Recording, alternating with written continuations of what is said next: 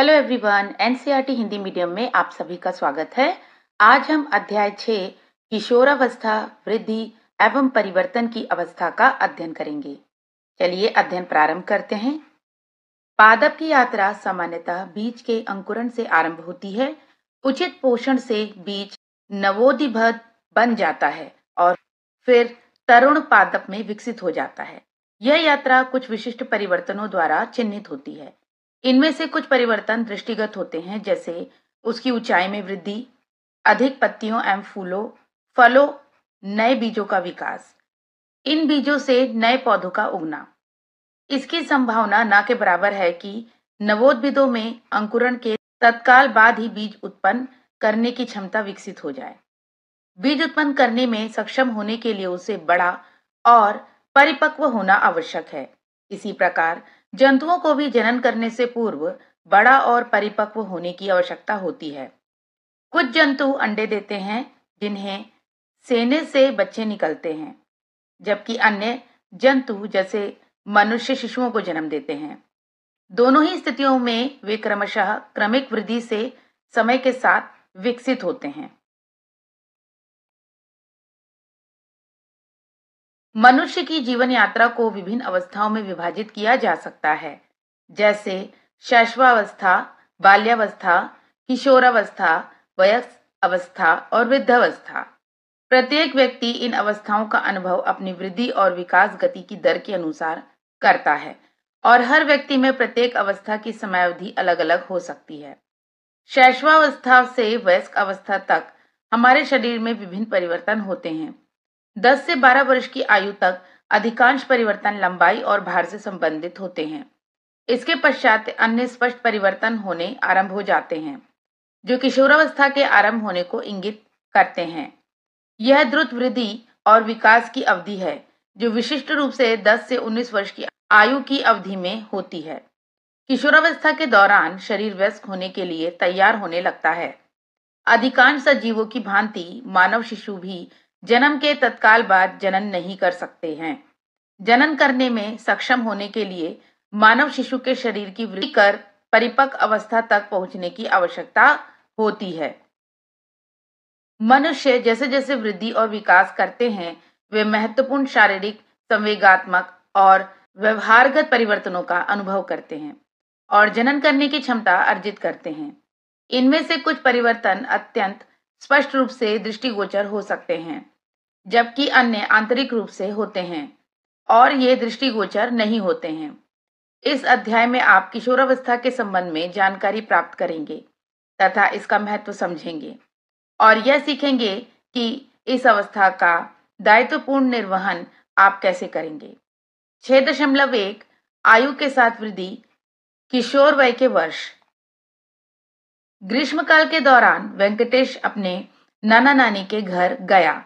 जैसे उसने घर में प्रवेश किया, तब उसकी 12 वर्षीय ममेरी बहन देवयानी उसका अभिवादन करने के लिए दौड़ती हुई आई। और देवयानी क्या कह रही है? अरे वाह वेंकटेश, आपके चेहरे पर तो अब हल्की मूछें आ गई हैं। अरे, आपकी आवाज भी बदल गई है। वेंकटेश कहता है, तुम भी कितनी लंबी हो गई हो देवयानी। आइए वेंकटेश और देवयानी के मध्य हुई इस रुचिकर परिचर्चा को समझने का प्रयत्न करें। क्रियाकलाप 6.1 आइए चर्चा करें। एक पात्र और कुछ कागज की पर्चियां लीजिए। उन परिवर्तनों को पर्ची पर लिखिए जो आप कक्षा 5 से लेकर कक्षा 8 तक के विद्यार्थियों में देख सकते हैं। ये लंबाई, बल, व्यवहार अथवा किसी अन्य पहलू से संबंधित हो सकते हैं। पर्चियों पर विद्यार्थी अपने नाम न लिखें। पर्चियों को मोड़कर पात्र में रखिए। कक्षा के सभी विद्यार्थियों से प्राप्त पर्चियों को मिला दीजिए और एक एक करके इन्हें खोलिए। पर्चियों के ऊपर लिखी जानकारियों के आधार पर कक्षा में विद्यार्थियों से इन परिवर्तनों पर चर्चा कीजिए। पर्चियों पर लिखे अनुसार विद्यार्थियों में सामान्यतः दृष्टिगत परिवर्तन कौन से थे? इन्हें तालिका 6.1 में सूचीबद्ध कीजिए।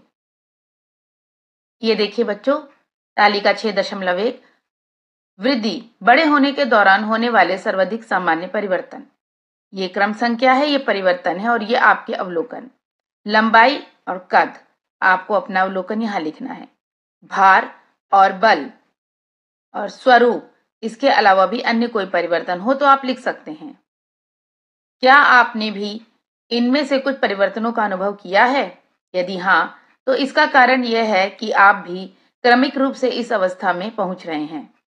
यह अवस्था लगभग 10 वर्ष की आयु से आरंभ होकर 19 वर्ष की आयु तक बनी रह सकती है।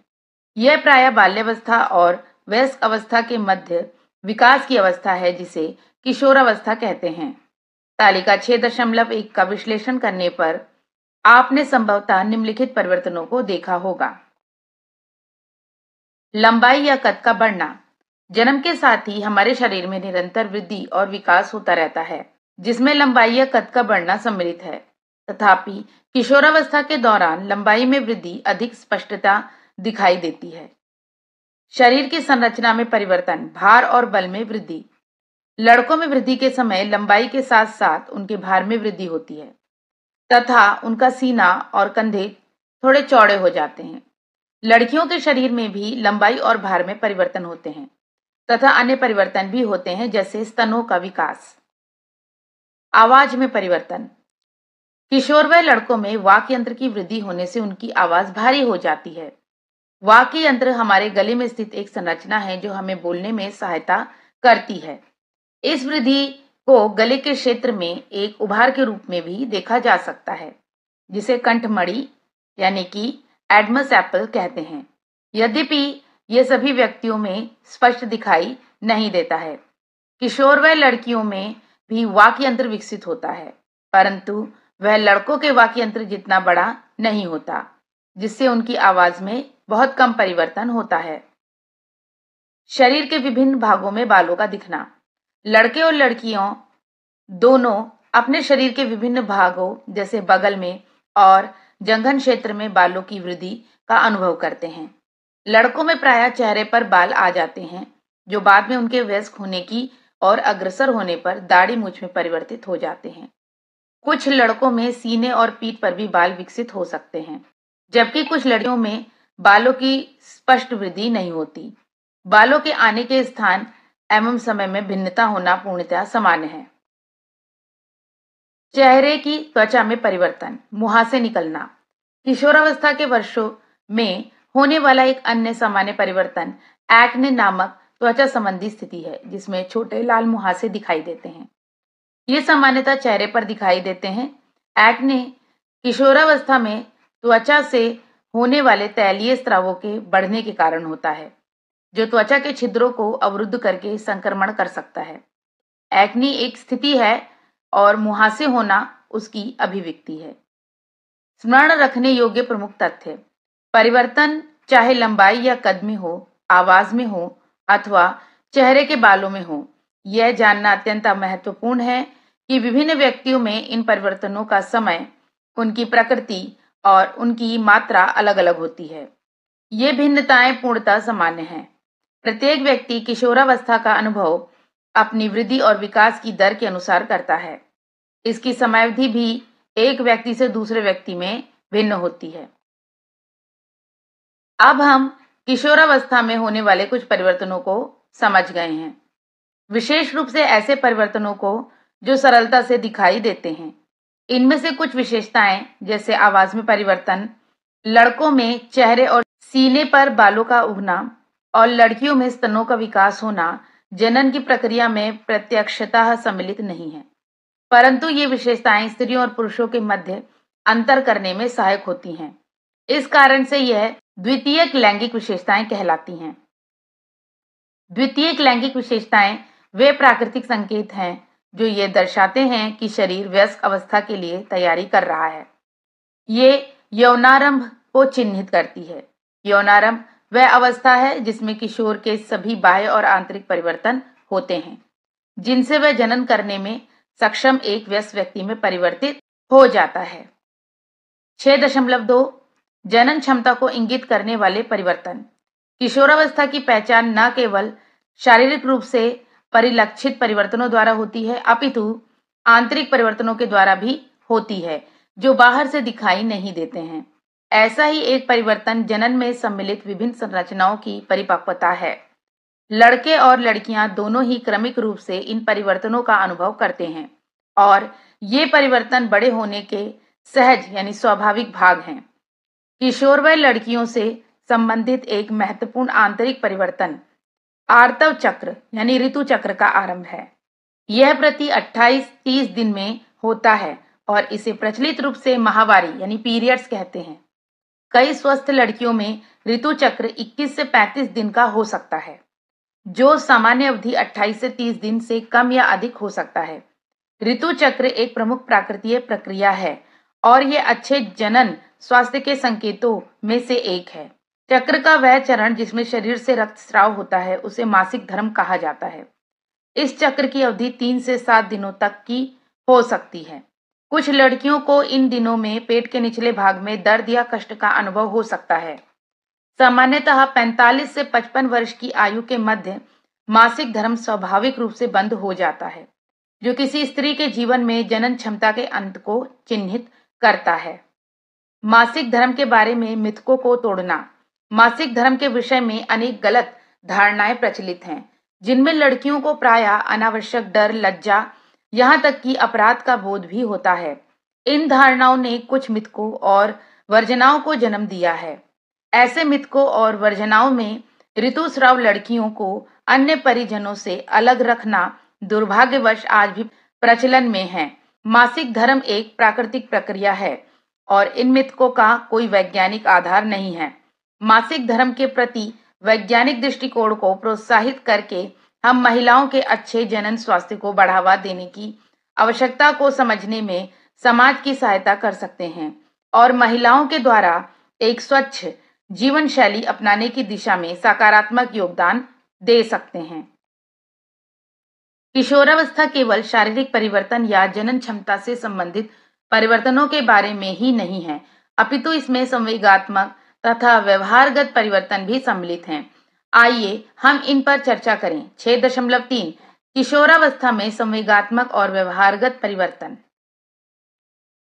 क्रियाकलाप 6.2 आइए सूची बनाएं। कुछ समय लेकर सोचिए और बताइए कि क्या आपके या आपके साथियों के संवेगों में और व्यवहार में विगत 1 या 2 वर्षों में कोई विशेष परिवर्तन आया है। ये परिवर्तन रोमांचक, भ्रामक अथवा दोनों प्रकार के हो सकते हैं। आइए हम तालिका 6.2 में कुछ ऐसे संवेगात्मक परिवर्तनों और उनके कारण व्यवहार में होने वाले संभावित प्रभावों का एक सकारात्मक वृद्धि और विकास के प्रकारों को सूचीबद्ध करें। तालिका 6.2 संवेगात्मक परिवर्तन व्यवहार पर उनके संभावित प्रभाव तथा सकारात्मक वृद्धि एवं विकास के प्रभाव। आइए इस तालिका को ध्यानपूर्वक देखें। मुख्य संवेगात्मक परिवर्तन वो है मनोदशा में बारंबार परिवर्तन, व्यवहार पर संभावित प्रभाव, संगीत, नृत्य या खेल जैसी विभिन्न गतिविधियों में भागीदारी।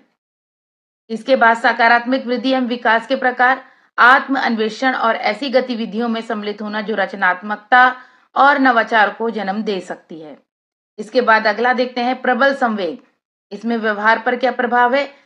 संवेदनशीलता में वृद्धि होती है और इसमें सकारात्मक वृद्धि एवं विकास के प्रकार में है दया भाव, सामाजिक कार्यों में भागीदारी। इसके अलावा आप अन्य भी यहाँ लिख सकते हैं। तालिका 6.2 पर चर्चा करते समय आपने किशोरों में विविध व्यवहारगत परिवर्तनों का पता लगाया होगा। ऐसा इसलिए है क्योंकि किशोरावस्था में प्रायः बाल्यावस्था की तुलना में संवेग अधिक प्रबल होते हैं।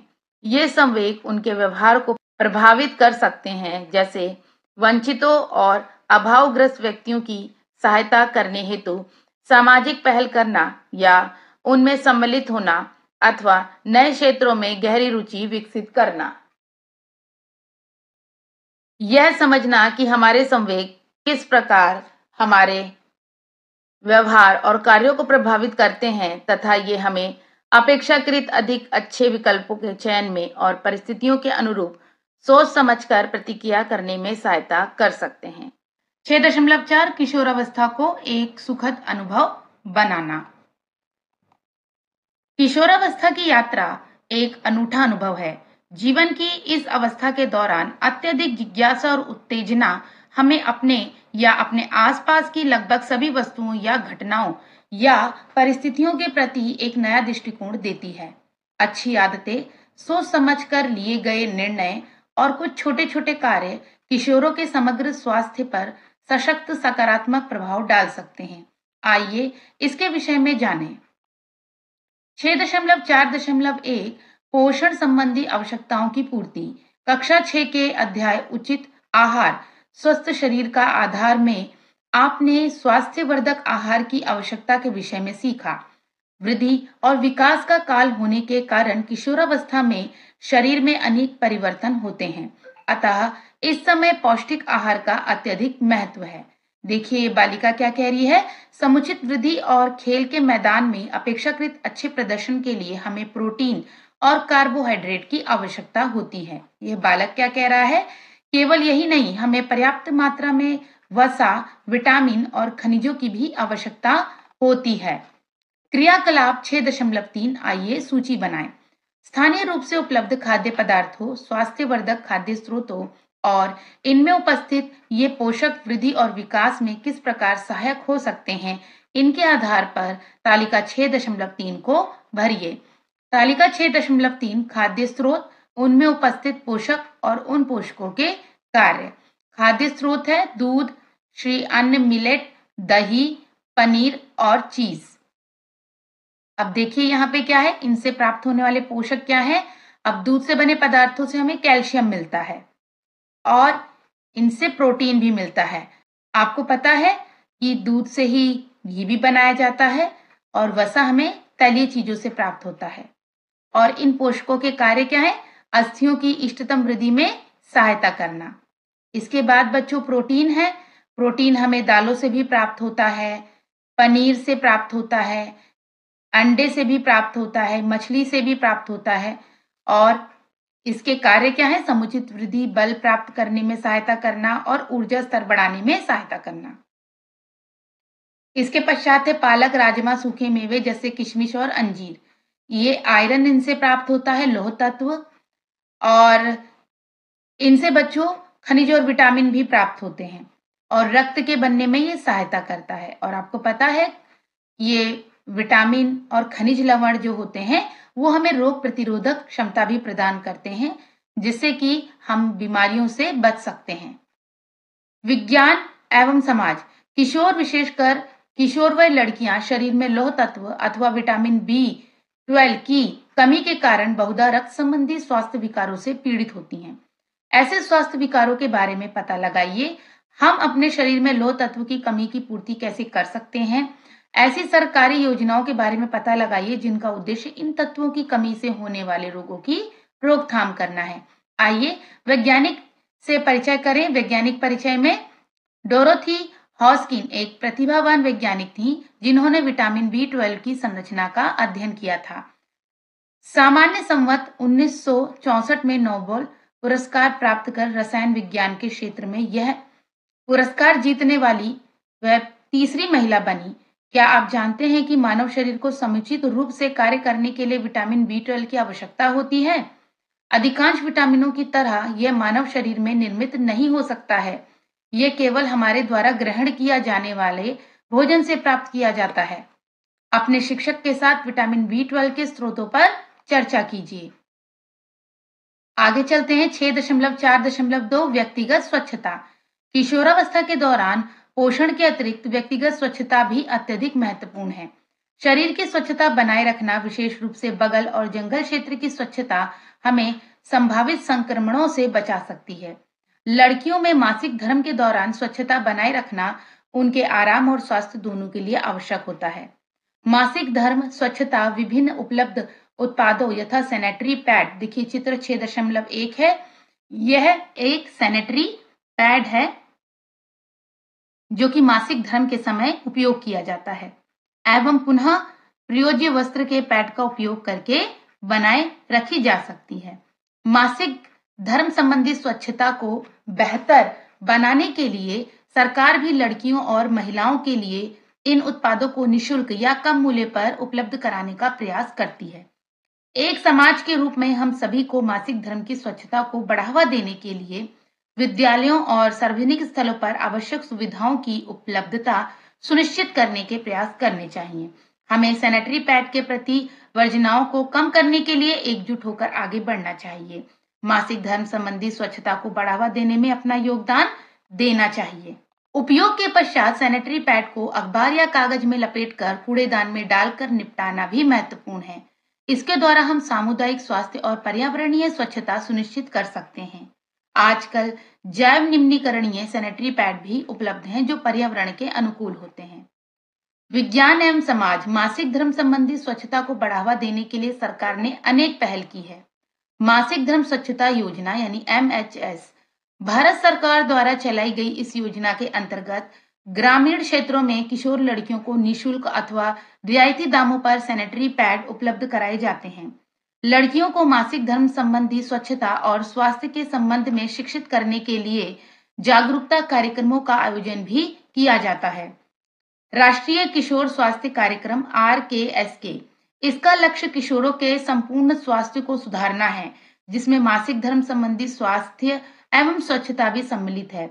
इसमें साथियों द्वारा सीखने को प्रोत्साहन मिलता है, जहां पुराने विद्यार्थी अपने नए साथियों को इन विषयों पर जानकारी देते हैं।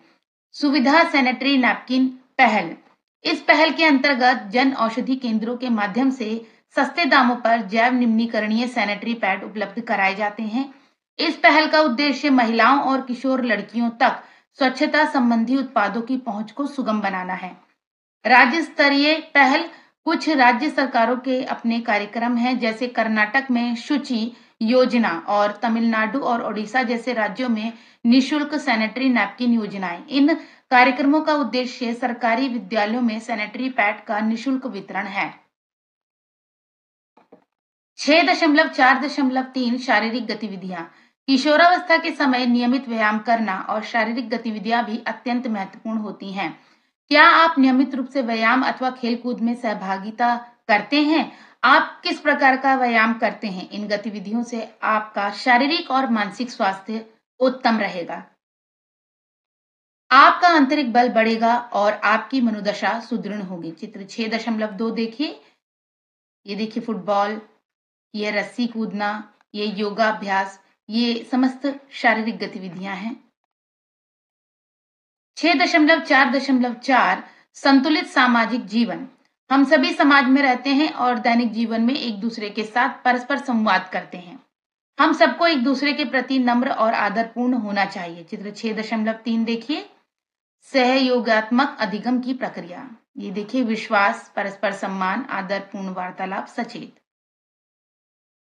ये सभी के लिए अनुकूल एवं सुरक्षित वातावरण निर्मित करने में सहायता करता है। क्योंकि किशोरावस्था जीवन की एक ऐसी अवस्था है जहां किशोरों को नए अनुभव होते हैं और उनमें नवीन भावना उपजती हैं। उनमें अतः हमें दूसरों के साथ व्यक्तिगत रूप से या सोशल मीडिया के माध्यम से बातचीत करते समय अधिक विचारणीय एवं उत्तरदायी होना चाहिए। यह वह समय है जब किशोर अपने साथियों के प्रति आकर्षित हो सकते हैं और उनके व्यवहार का अनुसरण कर सकते हैं। आजकल बहुधा वे एक दूसरे के साथ ऑनलाइन बातचीत करते हैं। विकसित प्रौद्योगिकियों ने सभी के लिए सूचना प्राप्त करने, संपर्क करने, वार्तालाप करने, परस्पर सूचना साझा करने हेतु ऑनलाइन प्लेटफॉर्म उपलब्ध कराए हैं। हमें सभी के सामूहिक कल्याण हेतु इन प्लेटफॉर्म का उपयोग सोच समझकर और दायित्व बोध के साथ करना चाहिए। सामान्यतः हम जानबूझकर या अनजाने में सोशल मीडिया प्लेटफॉर्म का उपयोग असावधानी पूर्वक करते हैं। अपने से बड़ों और शिक्षकों के मार्गदर्शन में हम इन प्लेटफॉर्म का सकारात्मक उपयोग कर सकते हैं। विज्ञान एवं समाज साइबर उत्पीड़न में भ्रामक संदेश भेजकर, झूठी अफवाहें फैलाकर अथवा बिना अनुमति के व्यक्तिगत जानकारी साझा करके दूसरों को परेशान करने के लिए फोन, कंप्यूटर या ऑनलाइन प्लेटफॉर्म जैसे डिजिटल प्लेटफॉर्म का उपयोग सम्मिलित है। चित्र 6.4 देखिए। किसी का मजाक उड़ाना जैसे उपहास करना, किसी को तंग करना, गलत जानकारी, मिथ्या जानकारी, व्यक्तिगत टिप्पणी, ये सब लोग मोबाइल के माध्यम से, लैपटॉप में या ऑनलाइन होकर एक दूसरे के प्रति करते हैं, जिसे कि साइबर उत्पीड़न की संज्ञा दी गई है। तथापि यदि कोई आपको पीड़ित करना चाहता है तो यह महत्वपूर्ण है कि आप भयभीत अथवा असहाय महसूस ना करें, अपितु समझदारी से काम लें तथा अपने माता पिता और शिक्षकों से सहायता लीजिए। इसके अतिरिक्त कोई भी फोटो ऑनलाइन अपलोड करते समय अथवा अपरिचित के साथ अपनी व्यक्तिगत जानकारी साझा करते समय आपको सावधान रहना चाहिए। क्रियाकलाप 6.4 आइए जागरूकता फैलाएं। उत्तरदायित्वपूर्ण सोशल मीडिया व्यवहार के विभिन्न पहलुओं के विषय में पोस्टर और प्रचार पत्र के अभिकल्पन के लिए समूहों में कार्य कीजिए और उन्हें विद्यालय में निर्धारित स्थानों पर चिपकाइए। अपने सामूहिक अवलोकनों के आधार पर तालिका 6.4 को भी भरिए। ये देखिए बच्चों, तालिका 6.4 है सोशल मीडिया के संबंध में अनुपालनीय क्या करें और क्या नहीं करें। अब देखिए, करें यानी क्या करें, सम्मान पूर्वक और दयालु बनिए। पोस्ट करने से पहले सोचिए। निजता की सुरक्षा कीजिए, यानी आपको अपनी कोई भी पर्सनल बातें या आपकी निजी जीवन से, व्यक्तिगत जीवन से संबंधित किसी भी चीज को आप दूसरों तक यूं ही ना पहुंचाएं, उसे सुरक्षित रखें। ना करें, व्यक्तिगत फोटो अपरिचितों या ऑनलाइन मित्रों के साथ साझा ना करें। और क्या ना करें, कोई भी पोस्ट साझा करने से पहले ध्यानपूर्वक देखें कि उसमें आपसे संबंधित कोई व्यक्तिगत चीज तो नहीं है, और अपनी निजता यानी व्यक्तिगत यानी सिक्योरिटी बनाए रखें। 6.4.5 हानिकारक पदार्थों से बचना, ना कहना सीखें। कुछ लोग, जिनमें आपके सहपाठी भी सम्मिलित हो सकते हैं, वे आपको हानिकारक पदार्थों जैसे तंबाकू, गुटखा, सिगरेट, बीड़ी, अल्कोहल, यहाँ तक कि जीवन के लिए घातक अवैध ड्रग्स का सेवन करने के लिए उकसा सकते हैं, फुसला सकते हैं, बाध्य कर सकते हैं अथवा दबाव बना सकते हैं। क्योंकि किशोरावस्था में जिज्ञासा और उत्तेजना होती है, तो किशोर इस प्रकार की व्यक्तियों द्वारा प्रभावित होकर इन पदार्थों का सेवन करने का प्रयास कर सकते हैं। ये पदार्थ न केवल शारीरिक और मानसिक स्वास्थ्य के लिए हानिकारक होते हैं, अपितु इनकी आदत या लत हो जाती है। इसका अर्थ है कि एक बार व्यक्ति जब इनका उपभोग करते हैं तो उन्हें बार बार इसका सेवन करने की तीव्र इच्छा होती है और वे नियमित रूप से इसका सेवन करने लगते हैं। इसे मादक पदार्थों की लत कहते हैं। देखिए, इन पदार्थों की लत से क्या होता है, स्वस्थ फेफड़े कितने, देखिए कितने काले हो गए हैं, यानी कि ये रोग युक्त हो गए हैं। आज जो कोई भी नशे का आदी है, उसने संभवतः केवल एक बार से ही इसकी शुरुआत की होगी। नशीले पदार्थों को पहली बार और हर बार ना कहें। मादक पदार्थों के उपयोग से उत्पन्न गंभीर स्वास्थ्य समस्याएं जैसे श्वास लेने में कठिनाई, स्मरण शक्ति का क्षय और फेफड़ों की क्षति सेवन किए गए पदार्थ पर निर्भर करती है। 6.5 में आपने देखा चित्र, ये देखिए, इसमें स्वस्थ रहने के लिए इन पदार्थों का उपयोग करने से हमें पूर्णतः बचना चाहिए और इनके स्थान पर स्वास्थ्यकारी पदार्थों का चयन करना चाहिए। इसके लिए आपका आत्मविश्वास बनाए रखना और अपने ना के निर्णय पर अडिग रहना महत्वपूर्ण है। इस व्यसन से मुक्ति पाने का प्रथम चरण है परिवार और मित्रों से सहायता लेना और माता पिता और शिक्षकों जैसे विश्वसनीय लोगों से बात करना। इस प्रकार की स्थितियों से निपटने के लिए परामर्श और चिकित्सकीय सलाह लेना भी सहायक हो सकता है। याद रखिए कि आपका स्वास्थ्य और आपका भविष्य आपके हाथों में है। अपना मार्ग समझदारी से चुनें। विज्ञान एवं समाज नशा मुक्त भारत अभियान, सामाजिक न्याय और अधिकारिता मंत्रालय, भारत सरकार द्वारा नशा मुक्त भारत अभियान का आरंभ किया गया। इसका मंतव्य जनसाधारण तक पहुंचना और युवा, महिलाओं और समुदाय की सक्रिय सहभागिता के माध्यम से मादक पदार्थों के सेवन से बचने के संबंध में जागरूकता फैलाना है। इसमें कम आयु के बच्चों को मादक पदार्थों का सेवन करने से रोकने पर विशेष रूप से ध्यान केंद्रित किया गया है। मादक पदार्थों के व्यसनों से निपटने के लिए एवं व्यसनकारियों को व्यसनों को त्याग करने में सहायता हेतु भारत सरकार ने राष्ट्रीय नशा मुक्ति सहायता सेवा 14446 का आरंभ किया है। 6.5 किशोरावस्था के संदर्भ में क्यों प्रश्न। देखिए, यह बालक क्या कह रहा है। अब हम किशोरावस्था में होने वाले विभिन्न परिवर्तनों के विषय में जान गए हैं और दायित्वपूर्ण रूप से इस स्थिति से निपटने के विषय में भी जानते हैं। ये बालिका क्या कह रही है, परंतु मुझे आश्चर्य है कि इस अवस्था में ये परिवर्तन क्यों होते हैं। किशोरावस्था में हमारे शरीर में हार्मोन नामक कुछ रसायनों के उत्पादन के कारण मासिक धर्म एवं यौवनारंभ के अन्य लक्षणों सहित अनेक परिवर्तन होते हैं। हार्मोन शरीर के प्रकार्यों को सुनिश्चित करते हुए शरीर की वृद्धि और विकास को नियंत्रित करने में महत्वपूर्ण भूमिका निभाते हैं। हार्मोन शरीर के अलग-अलग अंगों में उत्पादित होते हैं और मस्तिष्क द्वारा संकेत दिए जाने की अनुक्रिया स्वरूप उपयुक्त समय पर निर्मुक्त होते हैं। इसके साथ ही कुछ हार्मोन मनोदशा और व्यवहार को भी प्रभावित करते हैं।